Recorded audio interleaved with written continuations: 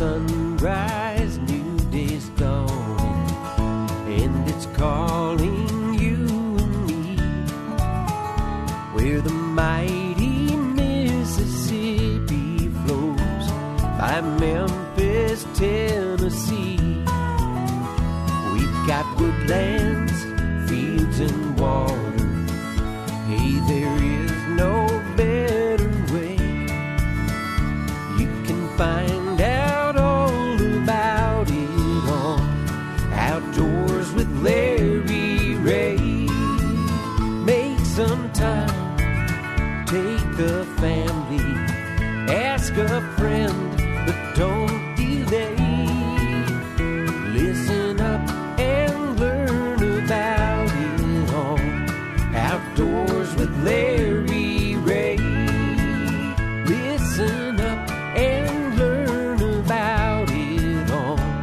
Outdoors with Larry Ray. Good Saturday morning and welcome to another edition of the award-winning Outdoors with Larry Ray. Brought to you proudly by Sportsman's Warehouse, the Tennessee Wildlife Resources Agency, and Avery Superstore. Now, here's your host, Larry Ray. Hey, good Saturday morning. Welcome to Outdoors with Larry Ray on ESPN 790 here in Memphis, and all you good folks out in Brownsville, Tennessee on 1520 AM, 95.3, and of course in Jackson on News Talk 101.5. This is First Saturday, which means the Daryl and Daryl Show. Yeah, the Daryl and Daryl Old Time Outdoor Show. I have help, as I usually do, and these guys really need help. You need help. That is, of course, my good friend Dave Gabbert, the former Minister of Propaganda, as he liked to call himself, for the TWRA, and also what he calls his other brother Daryl with a different spelling.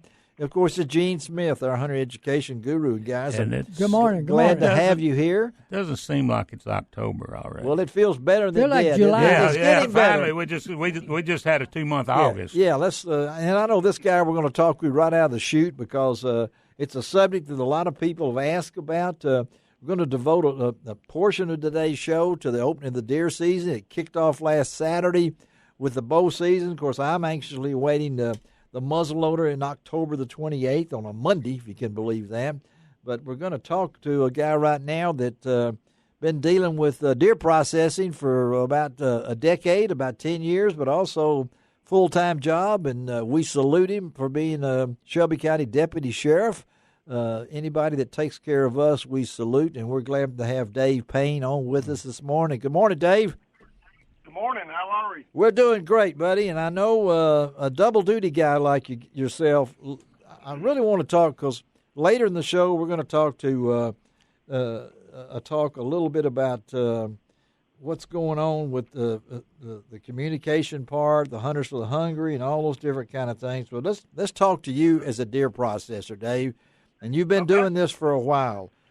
Explain to our audience why you're still doing this, because a lot of folks not sure what to do with chronic wasting disease, as we know it is CWD, but you are part of the 80 processors across the state that are still participating in this. So talk a little bit about that.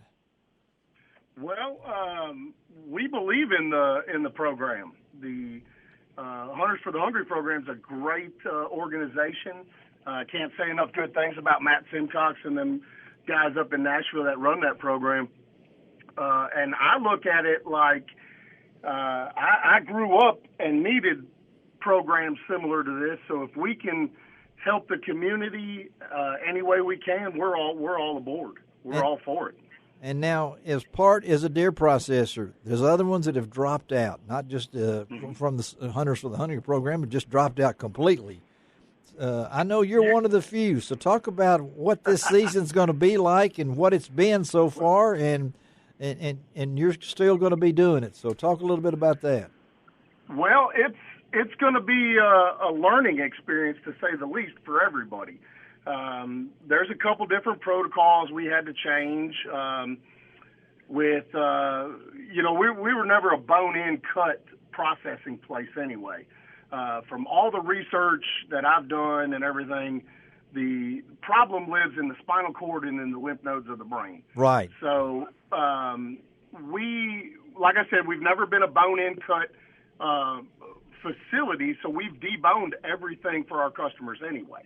I don't think we have a lot to worry about. I think the main goal is education. Okay. If we can, that's what I tell my customers. I can tell you everything that I know, but you need to go educate yourself. I think if you educated yourself on the deal, you would know whether you would feed it to your family, whether there's any type of cross-contamination or anything to that effect. Like I said, we don't. We do things a little different in our shop. Everything that we do comes off of the one animal that person brought in, so there's no cross-contamination. Okay. There's no swapping of any item in our shop. So it's your deer. We don't really worry about a lot of it. It's your deer, in other words. 150% your deer. Whether you came in and ordered beef jerky or summer sausage or whatever the case is, it'll come off of the one that you brought in that day. And, again, we're talking to Dave Payne from Dave's Deer Processing, and you'll be able to find out. We're going to hook up with Dave, and he's going to be a regular monthly part of our team here, and we'll feature him on our on lroutdoors.com. You can go to that. I find it really unusual. I haven't had a chance to really come and visit with Dave because he's got so many. He's such a busy guy with his regular duty, and but to know that his business is on Burrow Cemetery Road, and that's the last stop for the deer. So I think I think it fits in nicely. And Dave, you've been doing this now. Did you grow up here? Are you from here? No, sir. Actually, I'm a transplant from Chicago. There you go. Okay. Yeah, right. Yeah. And I've been down here since I was about 17 years old, and I've been on the sheriff's department for about 23 years at this point. Good for you. So, yeah. Almost done with that, and we'll take this deer processing thing to a different level once I retire. Well, I think what I've heard nothing but good reports. Bill Cooksey was on our show last week, one of our co-hosts, talking about that he has utilized your facility for a long time. Yeah. Now, Dave Gabbert is sitting next to me, a former TWRA personnel and a former Memphian here, but at the same time, I think he's enjoying hearing what you're talking about because we've really put a scare out here, and we don't want people to quit hunting. We don't want people to quit hunting. Right. We're pumping that here on this show. I'll be out there hunting. There's no history of anyone having anything health-wise with a CWD animal. And now, I agree. So that's Tell me, Dave. Yeah. Well, that's this what Dave. This one. The other day, Other Dave. Yeah. It pays to educate yourself. Yeah, he hit it on the nose. Yeah. And you have to understand, the listeners out there, this has been around for 60 years. Yes. It started out west, and it's now. So it's been around for 60 years. There's 26 states, 3 Canadian provinces I know of. You know those, don't you? it. You've got those numbers down. And Wow. And before this, I've never seen anybody that said, hey, I'm not going to Colorado to hunt deer. Yes. Because they got CWD. No, it was, Or elk, or any of that and it's family. a knee-jerk reaction. And my thoughts are, all right, these CWD zones, people have been eating CWD deer for, I say, 3 years. It just don't show up overnight. It could be. Well, I think that my hat's off to Dave Payne here because he has kept the building. A lot of misinformation out there, I think. That's right. When I was listening to a newscast when all this stuff happened, and they had a CWD. December the 14th. I don't even know the date. And it was the CW. What they should have said, the CDC, the Center for Disease Control, recommends that do not eat a deer with the symptoms. Yes. Right. So, but then the next news story was, and there's never been any it can't be transmitted to humans. Yeah.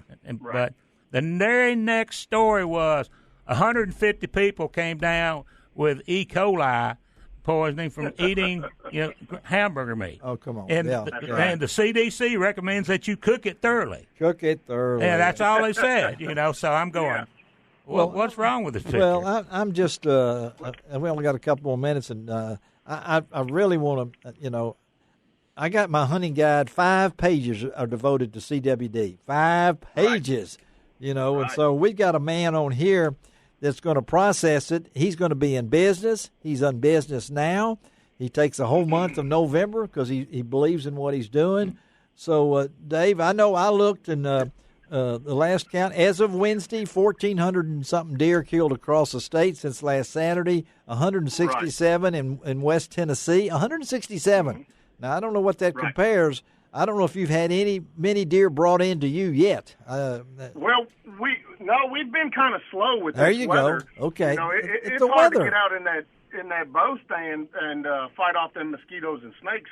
So let's don't blame it on not going because of CWD. No, absolutely not. Let's be smart. Blame it on the weather. Blame it on the weather, and I know that's going to be. Yeah, that's right.